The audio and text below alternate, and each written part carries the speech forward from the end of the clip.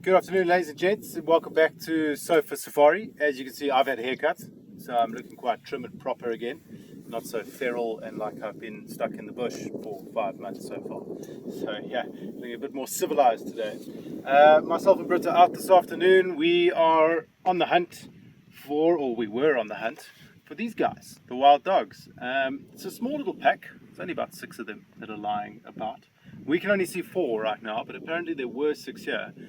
There was 6 here, according to Dale Jackson. So if there isn't, it's Dale Jackson's miscounting that we need to then look into. But so far, as I say, we can see 4. The one is completely comatose at the moment, and shame, Dale did tell us that one looked like it had picked up a couple of injuries. Maybe a couple of them had picked up some injuries. Maybe they got into a fight or something.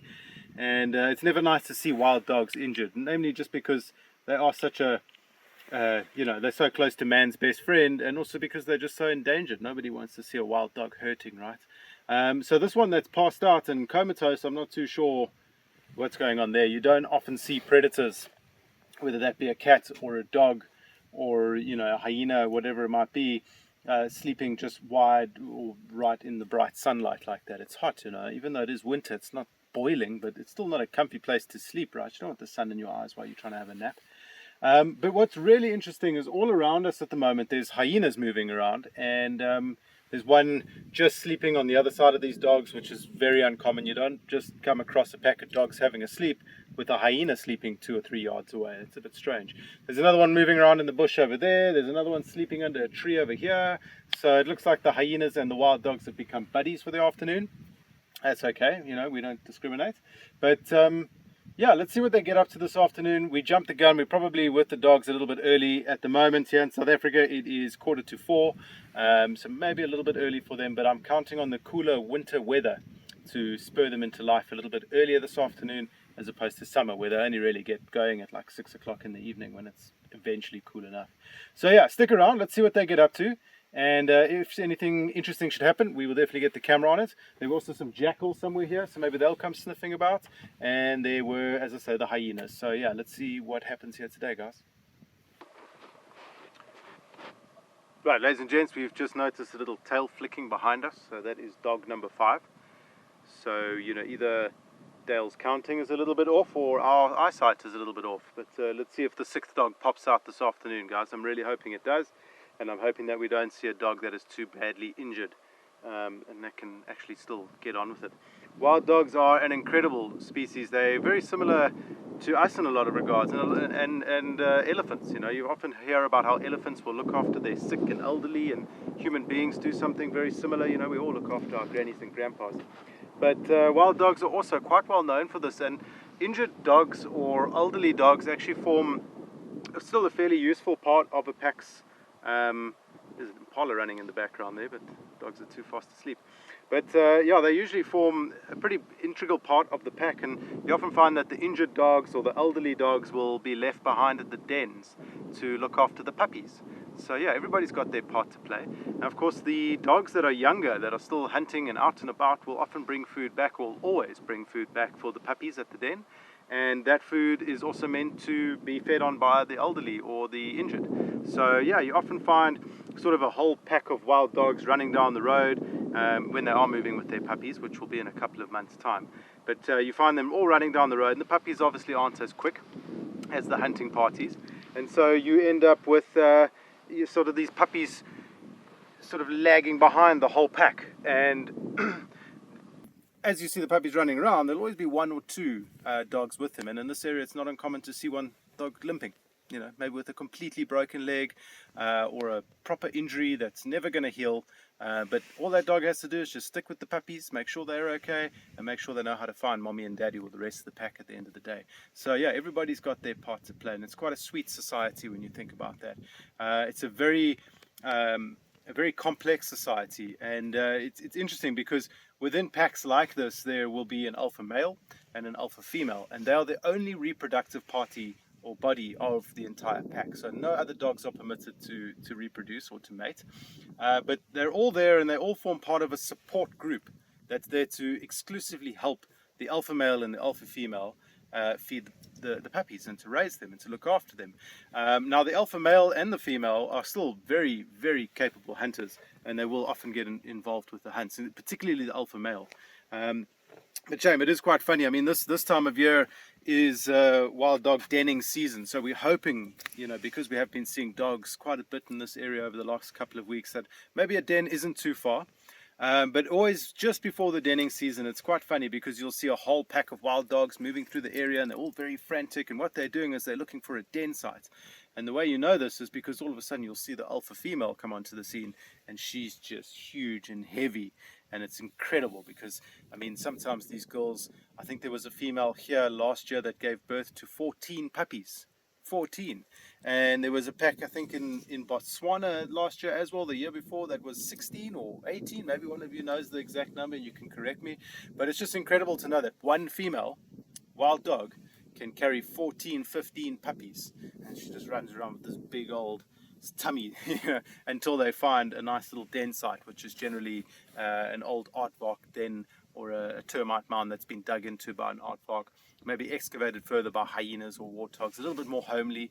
Other factors that will play a part in terms of where they den and how they live, or where they live or raise their puppies, will be as to just how many lions there are in the area, because nobody likes lions. I think human beings are the only ones that like lions. Everything else hates them because they are scumbags essentially, and when lions see other predators, they immediately try and attack them or kill them. They don't always eat them, but yeah, you want to make sure that you're living in a spot that doesn't have too many gangsters rolling around, and lions really are the biggest gangsters of the bush.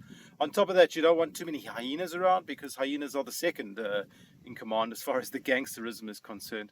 So yeah, there's a lot of factors that come into play. You want to make sure that there's good water source, there's good feeding grounds, good hunting grounds, it's well stocked, in other words, with impala and things like that. And they don't only just eat impala, they will eat or attack and try kill and eat baby kudus, maybe even fully grown kudu from time to time, inyala, bushbuck, all those sort of things. Nothing too big, nothing like a buffalo like the lions would get, but then again, lions are really the only thing that can take those down.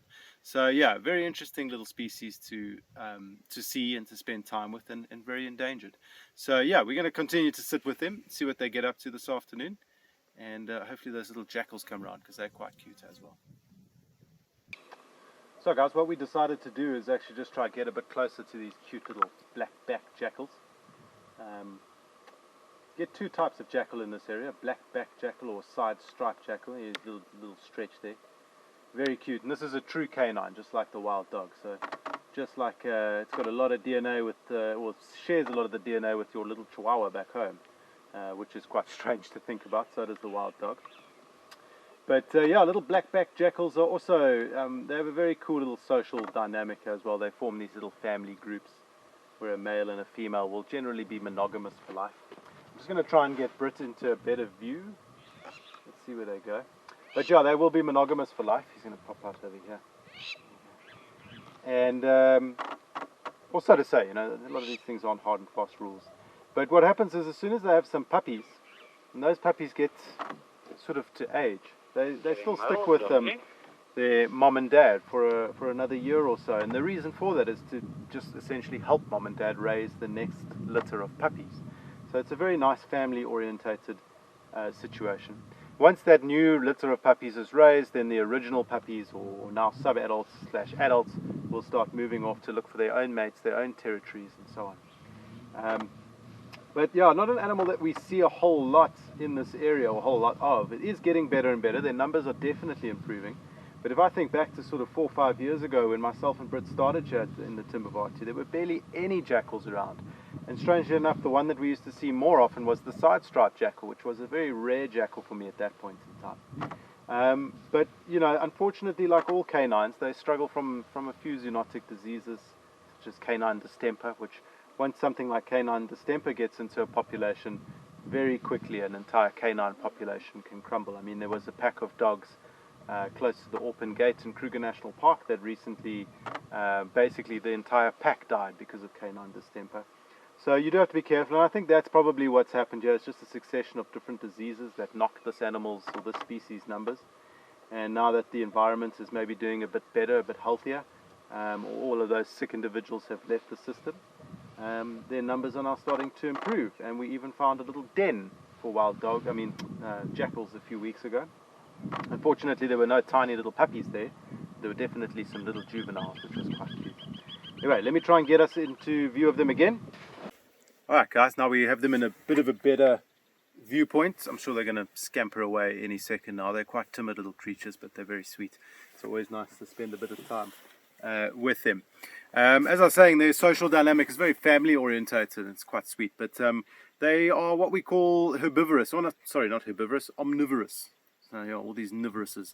Omnivorous means that, I mean, for most of you that already know, but for those of you that don't, omnivorous means that they eat both plant matter and meat. And so the reason why they're here where the wild dogs are, just at this direction now with the hyenas, that they're hoping that the wild dogs will make a kill a bit later and that they can maybe scavenge a little bit off of them. Now a little jackal obviously doesn't need to scavenge nearly as much as a big hyena, so a mouthful or two will make them quite happy for the evening, so that's why they're here. But in other situations they'll happily eat things like berries that fall off of trees. I mean, there's even a tree called a jackalberry, which is known to be quite enticing towards jackals. They'll eat seed pods, they'll eat grubs and maggots and insects, they'll raid birds' nests, they'll do things like that. But yeah, see now they're starting to run away a little bit, so I'm just going to go back up towards where the dogs are and see what they're getting up to. I'm sure they're still sleeping, but we're not going to leave them until they do something cool. So yeah, let's go check them out. Right, we're potentially getting a little bit of movement now. One just standing up, having a look around. He might just want to use the ablutions, relieve himself, and then come back and cuddle with his friends over here. Or he's just going to find a better spot to lie down, which seems to be the case. Alright guys, we have a hyena who's just cautiously approaching these dogs now. You see the dogs are going flat-eared. A little bit nervous of the situation. Not too sure why, I mean, what's going on here exactly. Generally speaking, these are mortal enemies of each other, and you can see how close that hyena's just come to lie down now. When wild dogs are part of a full-strength pack of, let's say, 10, 15, 20 dogs, they really don't have any time for hyenas. They usually outnumber them, and they're a lot quicker, more agile.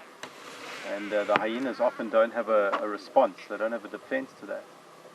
But at this point in time, there is only 6 dogs here. And by the way, sorry Dale, there are 6 dogs here, so yeah, good job on your counting. But because there's so few dogs here, I think the hyenas are chancing their luck. And I don't know if maybe the hyenas are just becoming a little bit, or this particular hyena is becoming a bit impatient with the lack of movement that the dogs are giving up. And he's just trying to get them going. Maybe just spurring them on to get the meal ticket on the way, or he's just simply looking for trouble. But to see the two species like this close together is quite fascinating. It reminds me actually of a sad sighting I had about a year or two ago, where I approached a sighting of hyenas. This looked like they were doing hyena things, running around like madmen around a small dam in the area, a watering hole. And upon closer inspection, they were actually running around with the carcass of a dead wild dog in their jaws and fighting over it. So hyenas do kill wild dogs, and hyenas are strange animals. When they kill another predator, they eat it. They don't let anything go to waste, whereas generally when predators kill each other, it's just for the sake of killing each other, for being anti-competitive. But that was still a very, very sad day. Nobody wants to see that happening to such an endangered and special animal. But it's not to say that's going to happen today. I'm sure that whole altercation happened because there was actually a kill on the table that was causing the hyenas to act in a bit of a frenzy. But you can see this is still fairly peaceful. It's interesting to say the least. It's not something that we see out here very often, and I'm learning with all of you. So let's see what happens.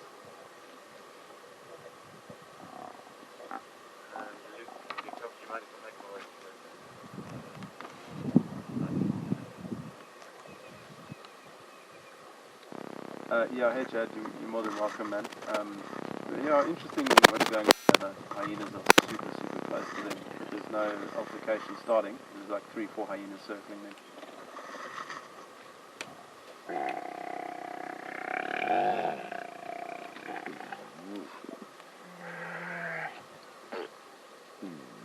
see there's also animosity between hyenas.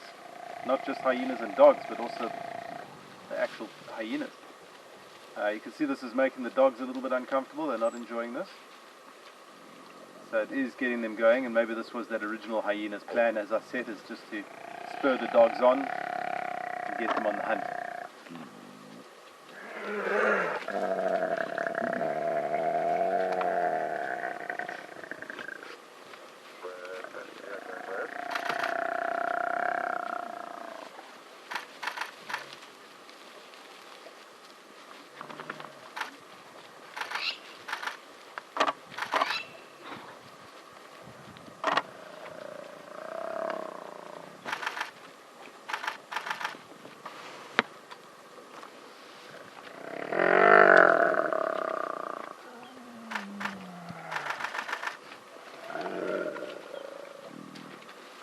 You can see the wild dogs, they're not generally paying too much attention to the hyenas. They're getting a little bit unnerved by them, but they're not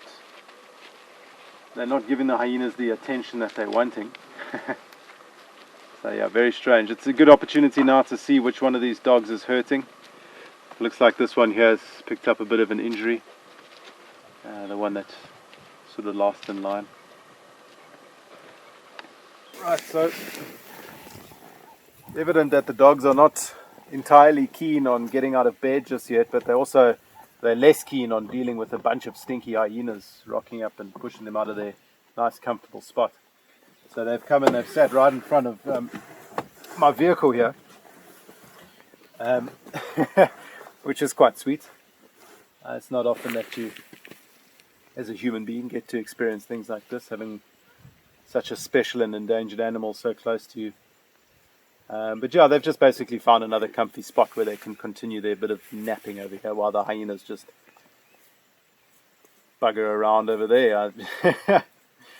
You got to love both these species. I mean, I have equal love for both of them, to be honest. Hyenas are one of my favorite animals to spend time with, just because of this. They're so ridiculous. That growling you hear is the hyenas. And then you get the wild dogs, which, I mean, who doesn't love wild dogs? If you don't, then there's something wrong, you know. So, yeah.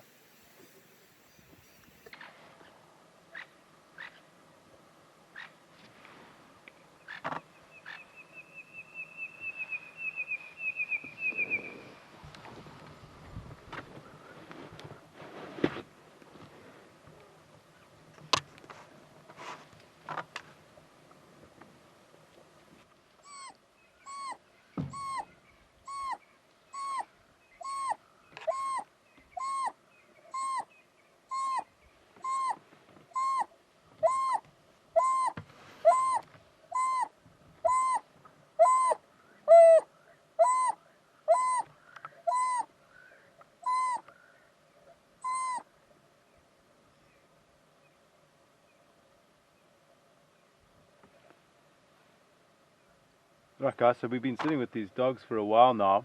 After a little altercation with the hyenas a bit earlier, everyone went back to bed. Can you believe it? But suddenly one of the dogs here just started calling a little bit. Quite a high-pitched call, which would indicate that this one is at least wanting to find the rest of its pack. But Mr. Chad Cocking did join us in the sighting, so we had a bit of a conversation, and one of the ideas is that potentially there is no alpha here or any decision-making body here, and so these 5 or 6 dogs that are here are kind of stuck in limbo. They're not too sure what to do. So potentially until they hear the main part of their pack calling, they might not do anything. They might just stay here and wait it out, which is a bit sad for us because we were expecting a wild dog-filled afternoon, but it's been interesting nonetheless. Always nice to spend time with them, but hopefully it heats up a little bit more.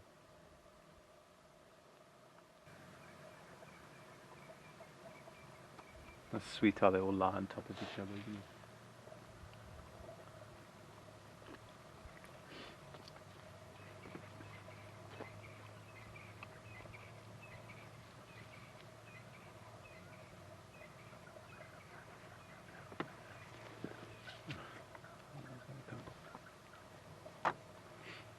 Nonsense again.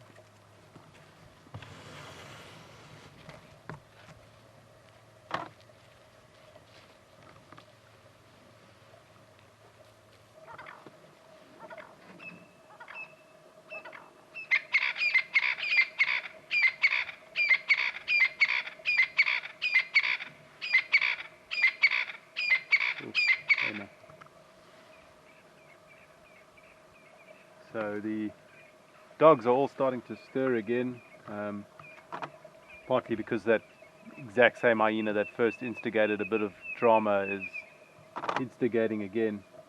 You can see this one that's walking towards us now, coming to rejoin the remainder of its little pack here, is feeling a little bit sore. You can see the legs are, in South Africa we say Hyena, which means just ouch. And a few of these dogs here really are nursing some wounds. So they must have got into an altercation, a proper altercation with these hyenas at some point. Particularly this one that's lying closest to us. She's got a couple of bite marks on the legs and around the neck and so on. And you can see this one's rear end that's just joined them is also a little bit fluffy and it just looks sore. You can see the leg is not taking as much pressure as it usually would. But animals are resilient, you know, it's just like your dog at home, they're very resilient creatures. And I have no doubt that all six of these dogs will come back perfectly fine from whatever injuries they have here. No one looks mortally damaged. But it's quite sweet. They're all starting to sort of lie on top of each other to gain a bit of warmth. It is getting chilly now. The sun has gone down completely. So we're just using the last bit of the day's light to film this smorgasbord of wild dogs cuddling with each other.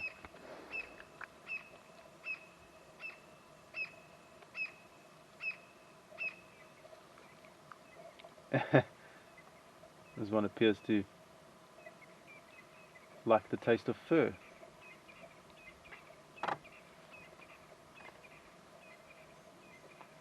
Maybe a small bit of allo grooming going on.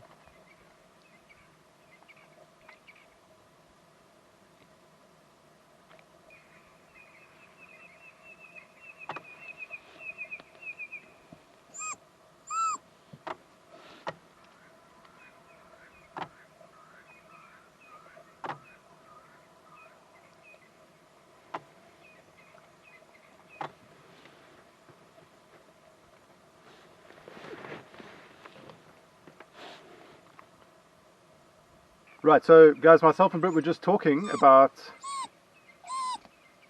rather listen to wild dogs.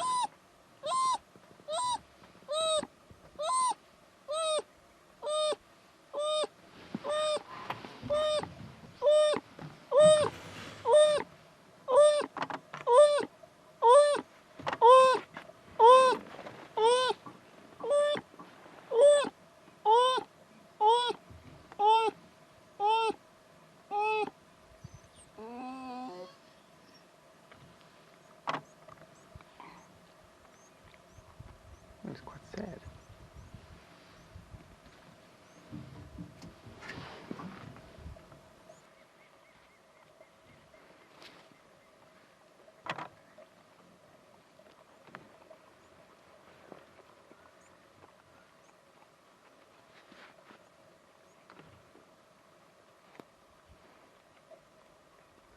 Really quite interesting. The one young female keeps calling, and shame, she looks a little bit distraught.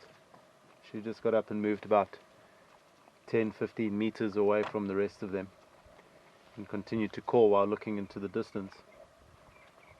And she occasionally came back to the group and just lay down, and now they all seem to be licking each other's wounds and so on. So shame, man. I think this little pack of dogs has been through the wars last night and this morning. I'm not too sure exactly what happened.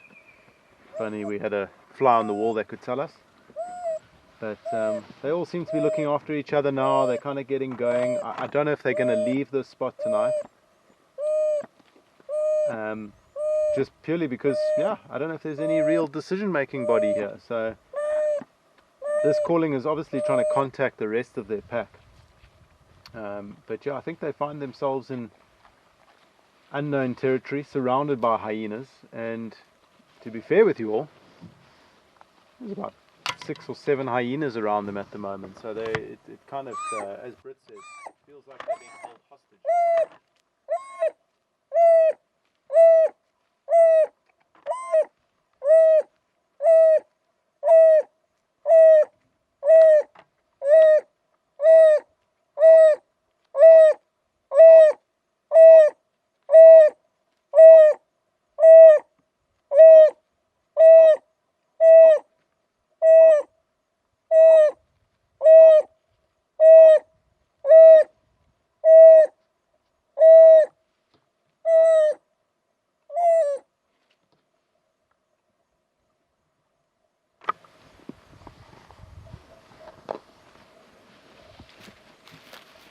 Once again, she was just caught behind our vehicle. The rest of them are all still lying here, licking their wounds. But that is the very beautiful call of a wild dog that you guys all just heard. Very, very special sound to hear out here. But yeah, as I was saying now, it feels like this little pack of dogs has been held a little bit hostage by the hyenas that are all around them. As you can see, there's just 3 in that frame now. There's another one lying back behind me here, another one down there in the bush. So probably 6, maybe 7 hyenas sort of all around these wild dogs, which is pretty tedious for the wild dogs because it's kind of one-on-one, and one-on-one a hyena is a much bigger, much more powerful animal with a much more powerful jaw. And she's just calling again, and that's where I suspect a lot of these puncture wounds on the legs are coming from, is from hyenas actually grabbing a hold of them and biting them. So yeah, a little bit tricky for the poor pooches this evening. Fascinating stuff though. Also have a lion calling quite far up this way.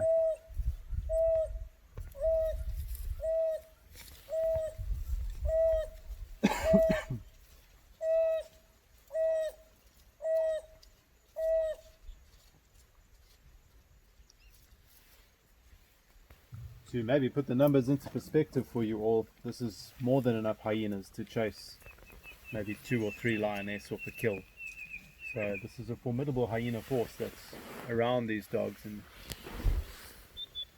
understandably they are maybe a little bit stressed because of it.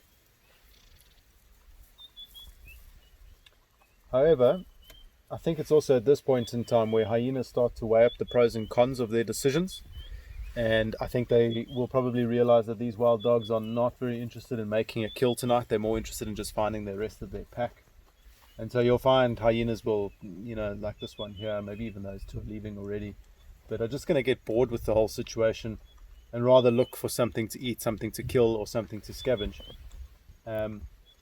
Contrary to popular belief, while all these predators don't like being in each other's company, they also don't actively look for trouble with each other, other than the lions, which are scumbags.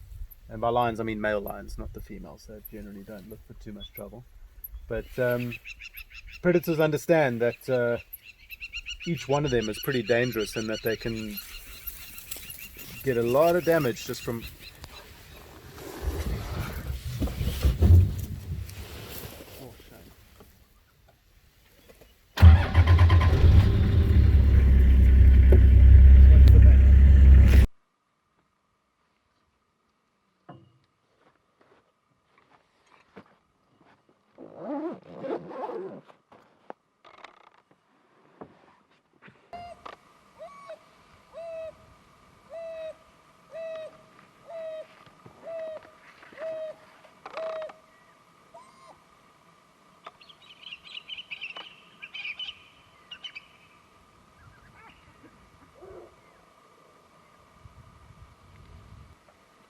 Hi there.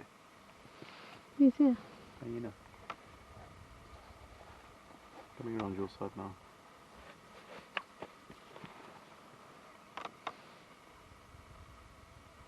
Hello. Okay.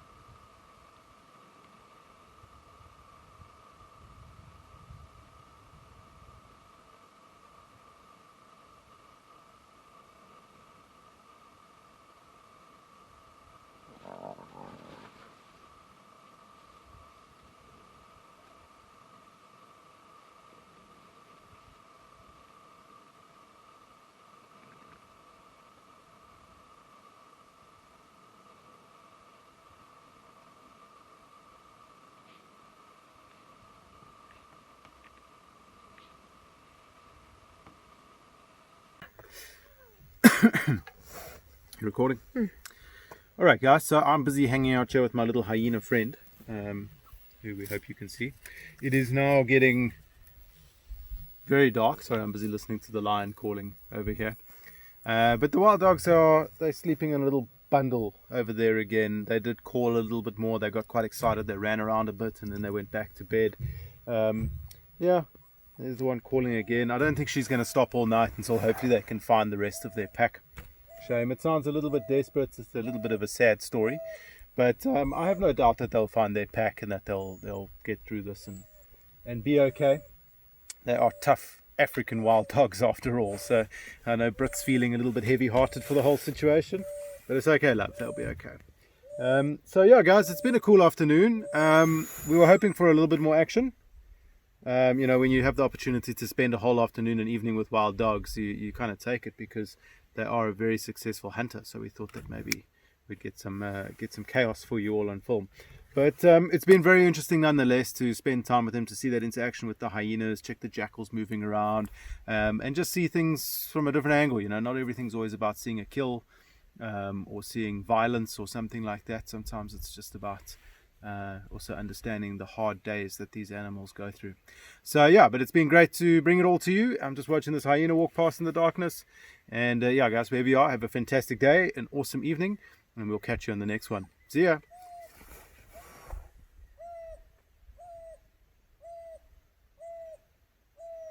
Good night, sweetie.